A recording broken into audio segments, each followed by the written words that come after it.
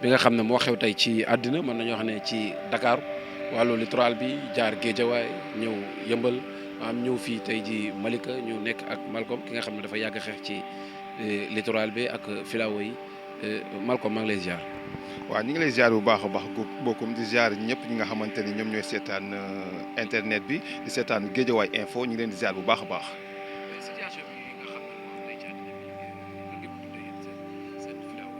waaw ni ñu ko dundee moom vraiment métti na lool na tey ñëpp xam nañu ne Malika moom ku wax filao day wax Malika parce que bande bi bañ na ba périmètre de reboisement de Malika lañ ko tuddee mu dëggee Géejawaay am ci département bi Pikine am ci Tivaouane Peulh am ci bu ñu nee Géejawaay am na commune yu ko seq bu ñu nee Pikine am na commune yu ko seq commune Yëmbal ak commune Malika ñun nag li ñu gën a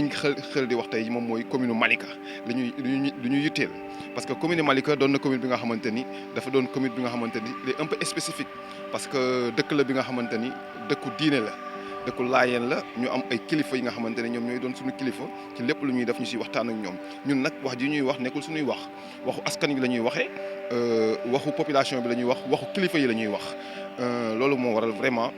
ñu taxawaay bii ñu am benn kuréel bi nga xamante ni moom mooy mouvement waa Malika d'abord te ay doomu Malika seq ko ànd ceeg waa Tivaouane Peulh ak waa Yëmbal ñu tuddee suñu bopp ñaay littoral boobu noonu si turam la ñuy wax nii tey pour que wax ne vraiment ce qui se passe ñun dégg nañ ko mais ñun bokkuñu si ñi nga xamante ni dañuy jaamu filao bi ñun lu ñu bëgg moom mooy occupation bu rationnelle. tey jii xam nañ ne filao bi dafa am durée de vie bi nga xamante ni amoon nañ ko fi en 1948 lañ commencé woon jëmbat bi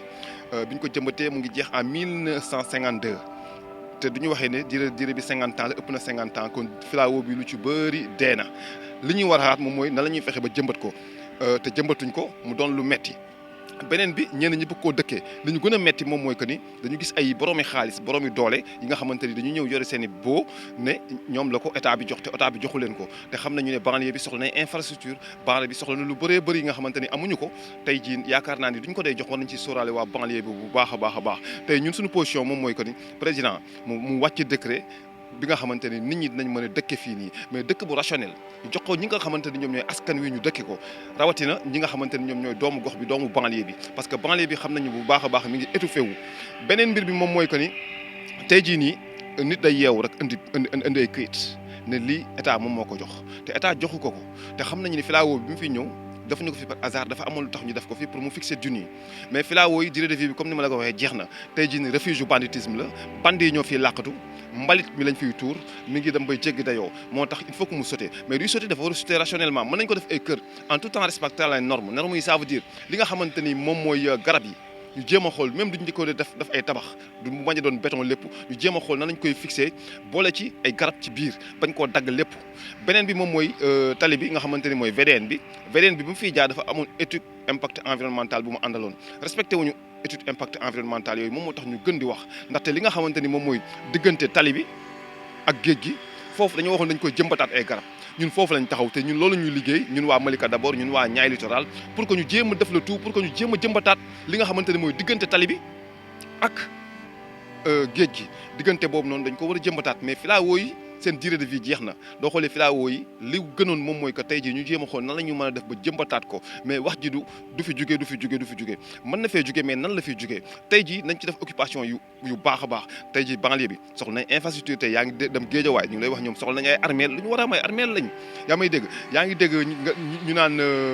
Malika tamit soxla nañ ay armeel comme ñu ko ñëpp soxlaa Malika soxla nañ ay sapeur pompier soxla nañ lu bëree bëri li nga xamante ni amuñu ko te fii lañ ko yaakaaree moom moo tax ñu bëgg vraiment président de la république ñu koy wax solennellement mu defal décret bi nga xamante ni ñëpp a ci bokk yem mu doon ñi nga xamante ni ñoom ñoo ba nekk ci bande filao bi ñu joxe ko nit ñi dëkke ko mais dëkke bu rationnel garab yi ñu respecté li nga xamante ni moom mooy normes yi parce que tey dañoo nekk ci 21e siècle on parle de réchauffement climatique ñu xam ne géej gi dafay avancé ñu xam ne garab dafa am njëriñ kon war nañoo sàmmanteeg yelleef yi garab yi même duñ ko dee dëkkee tax ñu nga xamante ni garab yi dañ ko fiy bàyyi ci biir ñun daal li ñuy wax moom mooy que bokk si ñi nga xamante ni ñooñu dañuy jaamu filao ñun lu ñuy jaamu moom mooy suñu borom la ñuy jaamu ay jullit lañu rawatina dëkk bi ñu dëkk moom mooy dëkk bi nga xamante ni Malika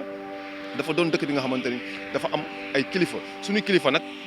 ñoom lu ñu wax ñun moom la ñuy wax ñun ak ñoom ñoo ànd ci li nga xamante ni moom la ñuy def bëgg nañu préserver filao bi mais li njëkk ci préservation filao bi moom mooy que ñu jéem a xoolaat nan la ñuy def ba jëmbat comme nawet jot na ñun waa Malika d'abord ñun suñu mouvement bi nekk fii Malika commencé na doo xoolee li nga nekk diggante géej gi ak tali bi am na ñu fi jëmbat ànd ceeg eaux et forêts di ko liggéey loolu la ñuy woo askan wi du ci woo le président de la République du ci woo les partenaires financiers les partenaires techniques ñu accompagner état bi accompagner population bi ñu jéem a jëmbataat garab yi nga xamante ni moom moo nekk ci diggante filaaw diggante géej gi ak tali bi mais leneen li nga xamante ni mooy diggante tali bi ak nit ñi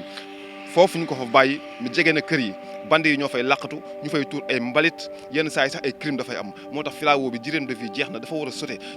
ñu jëlee ko fi jëlee bu rationnel ba pare nag jéem a xool ni ñu koy daggee même ni ñu ko dee dagg ñu bañ koo def lépp béton ñu béton ñu bàyyi ay si ay espace vert yi nga xamante ni dina mën a dundal nit ñi parce que garab dafa am li nga xamante ni moom lay jariñ encore une fois ñun lu ñuy wax moom mooy que ni di woo président de la république solennellement naan ko moom moo gis li nga xamante ni am na fii ñun ñëpp ñoo ko gisandoo tey filao bi refuse su banditisme la filao bi durée de vie jeex na tey ay garab yi taxaw yëpp doo xoolee garab yi wow kong la nan la ñu war a mën a def pour jëmbataat ko tey jii foofu la ñu war a mën a taxawee mais du ñu mus a nangu tey jii ñu koy jox ay boroomi doole boroomi alal ba pare ñun suñu kër yi di xat bala ñu ko jox kenn nañ ko jox ñun ñu dëkke ko ndaxte soxla nañ ay édifice public soxla nañ ay kër yi nga xamante ni moom lañ bëgg a dëkkee moom moo tax ñu ñëw vraiment def reportage bi pour que askan wi xam ne ñun waa Malika lu ñuy wax moom mooy que ni président de la république jox filao bi nit ñi ñu dëkkee ko mais dëkk bu rationnel ñu respecté li nga xamante ni mooy normes environnementaux yi nga xamante ni moom l'écologie wax ñu def ko bu baax a baax li nga xamante ni maa ngi koy bamtuwaat diggante géej gi ak tali bi ñu jëmbat ko bu mu fees dell ñun commencé nañ ko waa Malika ak suñu ànd ceeg suñuy autorité ànd ceeg mouvement yi nga xamante ni ñoom ñoo nekk fii pour jéem a jëmbataat loolu bëgg nañ état accompagner si loolu bëgg nañ tamit du fekkee ne ñu ngi koy déclassé duñ koy déclassé ñu jox ko ñi nga xamante ni ñoom ñoo ko yeel loolu ñu bañ koo jox juróom-ñaari nit tey da ngay dégg ay entreprises yu mel ne ay Ecobat ay Kamak ay les déguerpis de cité Viviane Wade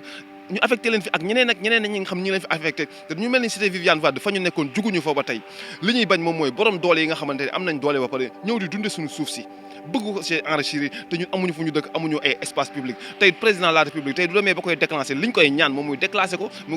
ak déclassement bu rationnel bi nga xamante ni dinañ respecté normes yi nga xamante ni mooy normes environnementaux yi parce que comme ni ma koy waxee filao bi suñuy maam ñoo ko fi jëmbatoon ñun ñu fekk ko fi tey amoon na lu taxoon ñu def ko fi dañ ko fa defoon pour dund yi bañ a déplacé wu mu bañ a ba yàq tool yi nga nekk si tool yi nga xamante ni ñoom ñoo ko jege tey filao utilité boobu noonu utilité boobu amatu ko vous voyez tey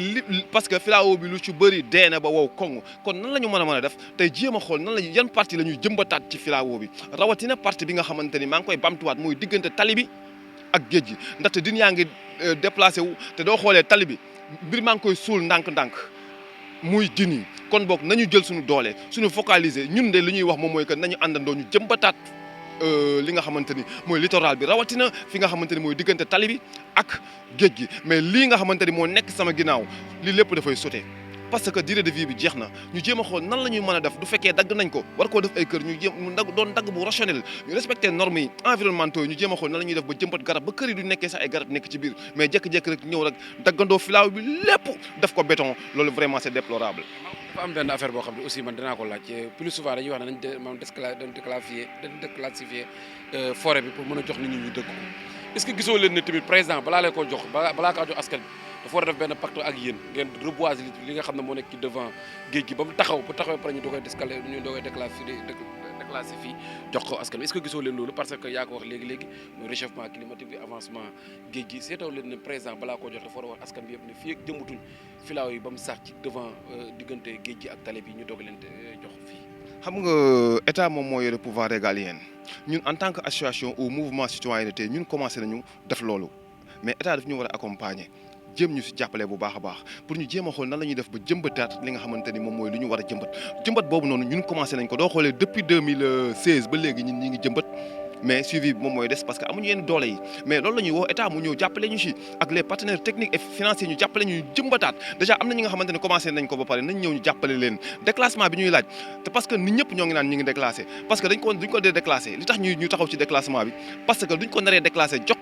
ay parti ay privé yi nga xamante ni seen bopp moom lañ fi nekkal moom moo tax ñu ne déclassement boobu ñun duñ koy laaj à notre propre guise pour les populations de la banlieue infracteurs sociaux de base yi ñu amul ñu def leen ko ñu jox leen ko en même temps tamit ñu accompagner waale li nga xamante ni mooy association yi accompagner communes yi pour que ñu àndandoo ensemble ñu jéem a xool littoral bi nan lañ koy mën a reboiser waat ndaxte pour vous dire am na initiative yi nga xamante ni mi ngi fi commencé nañ ko li ñu si bëgg rek moom mooy état ñëw jàppale ñu bu baax a baax pour que yaa muy dégg ñu mën a jëmbataat parce que ñun doo xoolee si biir pépinière bi ci biir bande de filao bi ñun waa Malika d'abord am nañ fa pépinière bi nga xamante ni mi nga fa après mën nañ dem ñu xool ko ñun commencé nañu liggéey boobu dañuy woo état te am na partenaire technique financier yi nga xamante ni ñun ñoo ko amal suñu bopp mu ñuy accompagner si loolu tey li gën a rafet moom mooy état du Sénégal xool ñi nga xamante ni ñi ngi fa di def dara mu accompagner leen pour mu gën a mën a jëm ca kanam tey jii mën nañoo bañ mu sauter da du fekkee xam nga li nga xamante ni mooy plan directeur urbanisme fi yëpp il est appelé à sauter te dafay sauter mais lu ñuy wax toujours muy sauter si sauter bu rationnel ñu bañ koo jox ñi nga xamante ni ñooy borom doole yi édifice public yi nga xamante ni banlieue bi amuñu ko mu jëm koy am suñu kër yi xat na ñu sóoraale doomu banlieue yi pour ñu mën koo dëkkee loolu mooy li nga xamante ni moom la ñuy wax te duñ ko dee dagg ñu bañ a dagg tout daggandoo lépp xam ne béton rek lañ koy def ñu bàyyi ay espace vert yi nga xamante ni nit ñi nañ fa mën a féexlu bu baax a baax encore une fois durée de vie filao yi jeex na tey jii surveillé wul dara loolu refuse des banditisme la ak ñu fa xale yu jigéen fi dugg ñu leen di violer nit ñi di fa tuur seen i mbalit yaa ko gisandoo mbalit maa ngi nii bëri bay bëgg a dee si biir filao bi parce que filao bi kenn gardé wu ko eaux et forêt moom yaa may dégg li ma war a def d'une part defu ko parce que ñi nga xamante ni moom mooy les organisations communautaires de base yi nga xamante ni ñoom ñoo nekk ci gox xaan yi di jëmbat eaux et forêt dafa war a ñëw accompagner leen jàppale leen parce que ku si mel ni ñun ñu am suñu partenaires yi nga xamante ni ñoo ñu jàppale ba ñu am fii yëpp ñu jëmbat ko mais suivi bi ñu ngi koy def mais vraiment suivi bi mën nañu ko def à 100% parce que dañuy am problème mu ndox mu neex te loolu état rek moo ñu ci mën a jàppale moom moo tax vraiment ñun tamit ñu ngi woo état pour mu accompagner ñu ko initiative yi nga xamante ni jël nañ ko pour ñu jëmbataat ko parce que si nawet la ñu nekk nawet baa ngi ñëw mën nañ si profité vraiment jëmbat lépp lu ñu bëgg a jëmbat te tamit ñun am nañ pépinière bi nga xamante ne am nañ ko am nañ garab yu bëree bëri te incha allah xaaruñu état du état ñëwee accompagner alhamdulilah dafay gën a baax mais xaaruñu état si jëmbat bi mais nag li ñuy xaar état moom mooy du demee ba koy déclassé lii du koy déclassé mu bañ koo déclassé borom doole yi ndaxte borom doole yi am nañu xaalis ba pare mu déclassé ko askan wi nga xamante ne ñoom ñoo ko dëkkee ndaxte lu si bëri fii si Malika dafa am ñi nga xamante ni si ay tool la woon benn côté bi sunu maam yi ñëwee tubaab bi ñëw ak sunu maam yi ñu jëmbat ko ñu borom tool yooyu ñu ngi taxaw ba tey vraiment bëgg nañ seen tool yooyu noonu parce que seen kër yi xat nañ pour ñu dëkkee ko. waaw Malika d'abord. moo tax ñu gis keroog barki démb gis nañ fi benn conférence de presse bu ngeen defoon ci wàllu xeexu littoral bi lan mooy seen position yéen. waaw suñu position mooy comme que littoral nga tudd littoral dafa yëngatoo départ Dakar bi mu yëngatoo nag ñun ñëpp tamit ñu jug taxaw pour di ko xeex. ñun ñëpp ñu jug banlieue bi tamit jóg parce que vraiment day baax suñu littoral bi nga xam moom la ñu am ñu sàmm ko yi ci am nag fa mu départ di Dakar fële ci côté Mamel ñu ni volcan ba mën naa yëngu toog yëpp ñëpp di ko xeexandoo des ko ñëw taxaw fa def fa liggéey bu rafet dañ koy rafetlu vraiment mais nag am na tamit lu ma bëgg a wax tuuti rek ci message que ñun waa Malika di banlieue bi nga xam fi leen dëkkee di yëmbal Tivaouane Peulh Kër ma Guédiawaye dafa am benn kàddu gu ma dégg boo xamante ne ñun bi ñu wooyee ci mouvement bi dañoo ñëw fekk si leen ak waa Guédiawaye ñu taxaw fa waxtaan premier waxtaan bi ñu njëkk a waxtaan ñoom seen mébét ak seen objectif mooy bandi filao bi kon di ko laal dafiy des vraiment kaas kenn du ko dëkkee kenn du ko nangam man de bi ma jëlee parole ma xamal leen foofu ci Guédiawaye fa ma nekkoon ni leen ñun de ñun waa Malika man li ma leen njëkk xamal man moo taala baabu mooy bandi filao bi dafay choqué vraiment man kay lenn laa wax comme que ñu ngi ñëpp di kaas encore naan ñu ngi jox diw ak jox diw ak jox diw man képp koo xamante ni citoyen sénégalais nga dëkk fii ci réew mi moo xam magistrat yi la moo xam Demba Ka la ku mu mën a doon tey jariñ Sénégal di leen servir ñun dañ koy rafetlu benn du ñu nangu ñu jox ñaar rek baleen muy magistrat yi di Demba Ka EDK awal ku mu ci mën a doon bu leen joxee ñun tam population nangu nanu nangul tamit population yi seen i demande parce que boo xoolee muy Géejawaay googu ñuy wax Malika yëmbal seen kër yi xat nan boo xoolee amatuñ fenn fu ñu dëkk te ñun dañoo juddoo suñuy kër bàyyi màgge fa war faa am ay soxna ba pare war a génn nag ak suñuy njaboot suba kon ñun dañuy wax ni rek position bi nga xamante ni ñoom la waa Géejawaay taxawee am na ku génn nag ci rajo ci télévision bi di wax ni ñun ñoo ko jox suñu kaddu ci mu waxal ñu ci bande de filao bi non ñun dañu doon ànd ak ñoom ci littoral bi que ni ko Malcom waxee sànq ñun de yàgg nañoo jëmbat li nga xamante ni moom mooy littoral bi li départ ci géej gi jëmbat ci VDN bi vraiment bi ñuy def journée de l'environnement fii lañ defee pause bi Malika ak adjoint gouverneur moom moo ñëwoon kilifa yëpp teew moom moo jëmbatal boppam garab ci li nga xamante ne mooy kanam mooy li ngay jàkkaar loolu na la ñu ànd ci ak waa Eaux et Forêts bu Mbao vraiment ak partenaire ñu ko Malcom waxee ñu ni nekk ci liggéey bi mais métti na parce que pour nga suivi bi daal dafa des mooy comme ni ko Mal waxee nañ ñu jàppale ba nga xamante ne dinañ mën a gën a renforcer kanamu géej gi ñaareel bi may ñaawlu mooy filao bi man li ma ci gis ci ay jafe-jafe vraiment benn boo ko xoolee ay mbalit la salte na ñaareel ba képp kuy def viol fa nga koy dugali man du jeex ay intervention police da koy jàpp ñu koy yëg même ay crime yoo xam ne dafay am da ngay ñëw fekk ñu rey nit foofu ci biir filao bi bon doo mën a siiwal ñëpp askan na di ko déggandoo nag mais jafe-jafe la comme que nag dem na ba nga xamante ne dañ ni dafa war a jóg dañ ko war a dëkke vraiment dañ koy rafetlu di ñaan président de la République mi nga xamante ne moom moo jiite réew mi mi nga xamante ne moom lañ ko dénk te day liggéey te dafiy jógee tey keneen ñëwaat fi nan ko defee ci ni nga xamante ne lu jekk la même bu fekkee dañuy dagg tamit comme ni ko Malcom waxee ñu am loo xam ay poumon vert yoom dañ koy réserver vraiment parce que gàncax tamit dafa baax filao baax na waaye tamit loo xamante ne diireem 35 ans la woon mu dem ba 50 ans kooku jeex na ba pare la muy jur di nekk loo xam ay musiba kese la vraiment loolu tamit ñu ngi koy ñaawlu di dolliwaat naan ko wax ci Géejawaay mu ngi tudd moom Omar Sow je sais pas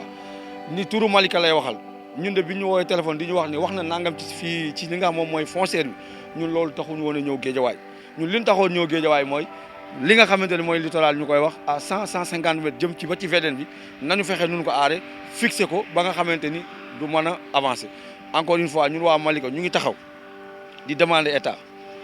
parce que communauté Layène bi fi ñu taxaw nii dañoo demander 47 hectares pour population des Layènes dañ koy rafetlu recasement bi nga xam moom la ñu wax site de recasement di VDN bii nga gis ñun ñu ko xam dañoo toj seen kër doon ay Sénégalais ñu nangul ko état ñooñu bi ñu leen tojee fii leen muy BRT di Cambérène 2 di VDN 3 fii ci Malika mënuñoo toj ay këri jàmbur nag tali jaar fa Sénégal yëpp di fa jaar képp kuy wax da nga ciy bénéficié jëm ba Ndar wala ba Lompul yàlla na àgg waaye ñun de vraiment comme loolu am na fi mënuñoo taxawaat naa dañuy jaamu filaaw bi naa filaaw bi di jóg non ñun loolu waxuñu. su leen déggee mooy nañ ko déclassifier yéen ngeen jëriñoo ko. dañ cee ànd ñu déclenché ko ci kaw déclenchement bi ñu koy def président di ko def mooy ñu woo ci population bi woo commune yëpp ñu toog ñu waxtaan ci waxal information bu jaar yoon que lii lañ koy defee ak nii ba nga xamante ni benn nit rek du jóge fële moo xam Kamag la wala Ecobar la wala cité Viviane diggante fii ñoo xam dañuy ñëw ay 25 hectares 30 hectares benn nit rek bëgg koo jël ak moo loolu moom rafetlu wuñ ko mais comme day sotti nañ woo population yi boole leen ci biir armée soxla nañ ko infrastructure soxla nañ ko vraiment soxla nañ fi lu bëree pour ñun tamit askan wi vraiment ñu dëkkee ko loolu moom dañ koy rafetlu wasalaam. waaw kàddu gi mujj mooy di ñaan jàmm ci réew mi di ñaanal réew mi ñëpp jàmm vraiment te xam ni Sénégal ñoo ko bokk nañu xoolaat bu baax suñu bopp tey da ngay gis Sénégal ñu jël benn tubaab wala benn indien ñëw fa la jox ko lu bëri ci réew mi te kenn du wax nga doon sénégalais am loo bëgg ci réew mi mbala population bi bëgg ko muy ay logements sociaux ñu ni la doog fi amee loolu tamit lu jar a seetluwaat la di ñaax askan wi rek nan bokk ndey bokk bàyyi te xam ni Sénégal ñoo ko bokk réew mi benn lañu kenn duñu xaaj ñaar ñu bokkandoo di xàcceendoo di dóorandoo vraiment te kenn ku seen nga respecté li nga xam ne moom nga doon gëm sa réew gëm sa dëkk te jàppale réew mi tamit réew mi jëm ci kanam loolu lay santaane di ko tàggatoo jërë ngeen jëf